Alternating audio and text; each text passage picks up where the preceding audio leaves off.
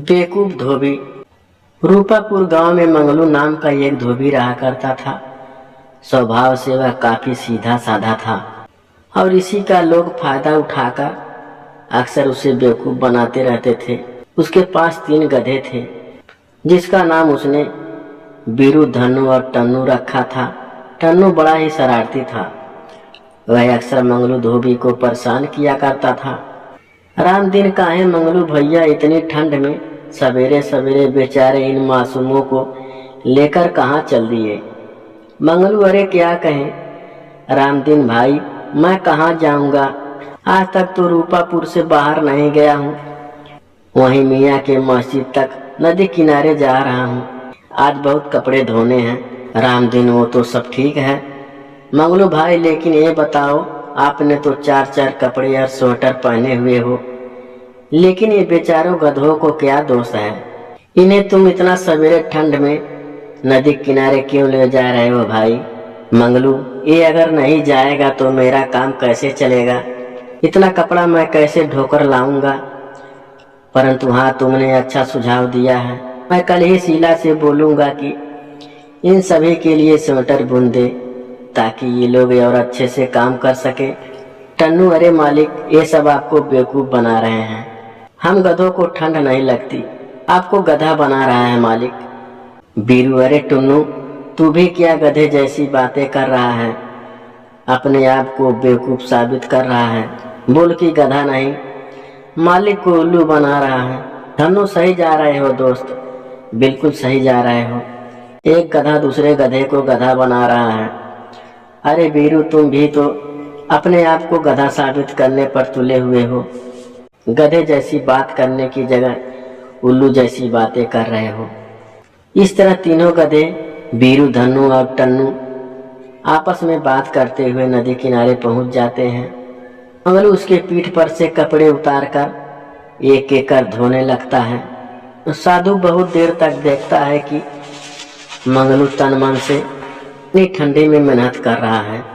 इतनी सुबह सुबह जब लोग इस ठंड में घर में कंबलों में दुबके पड़े हैं, यहाँ नदी किनारे पानी में कपड़े धो रहे हो, क्या तुम्हें ठंड नहीं लगती?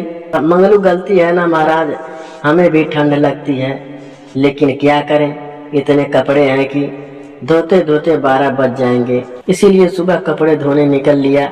साधु, तुम्हारी अपने गांव के प्रति मेहनत और लगन देखकर मैं बहुत प्रसन्न हुआ।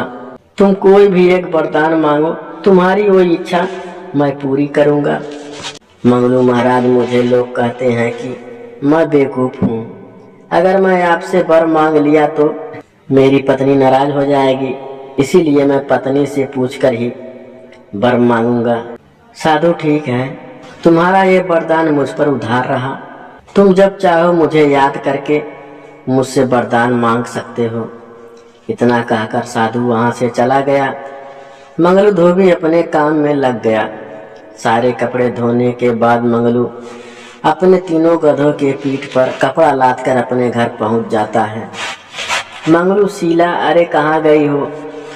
मैं सारा कपड़ा धोकर ले आया हूँ, इसे मैदान में फैलाकर सुखा दो।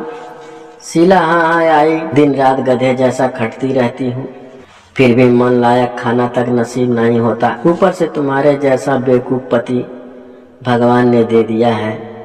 धन्नो, देखा बीरू, मालकिन हम लोगों की बड़ाई कर रही है, बोल रही है कि गधा जैसी खटती हूँ, यानी हम लोग बहुत काम करते हैं।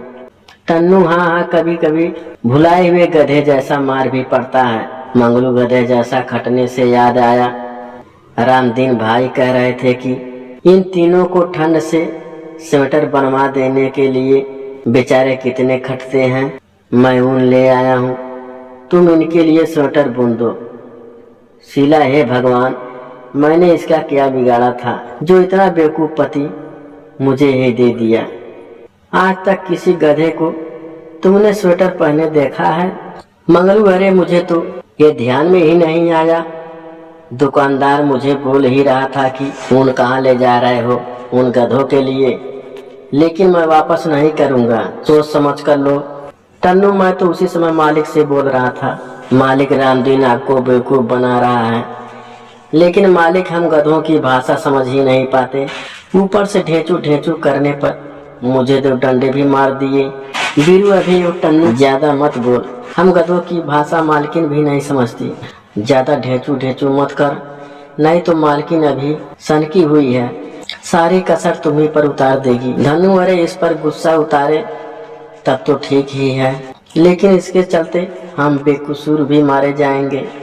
शीला अब खड़े खड़े मुंह क्या देख रहे हो, जल्दी जाओ और दुकानदार से ऊन वापस कर पैसे लेकर आओ। अगर तुम आज पैसे लेकर नहीं आए तो तुम्हारी खैर नहीं। मंगलू धोबी उल्टे पैर वापस बाजार जाता है। मंगलू भैया ये ऊन वापस कर दो और मुझे पैसा वापस लौटा दो, गधे को ठंड थोड़ी लगती है। दुकानदार देखो भैया, मैं तुमसे पहले ही कह रहा था कि सोच समझ करके लो, ऊन वापस नहीं होगा, लेकिन तुमने माना नहीं और बोले कि हमें ऊन दे दो।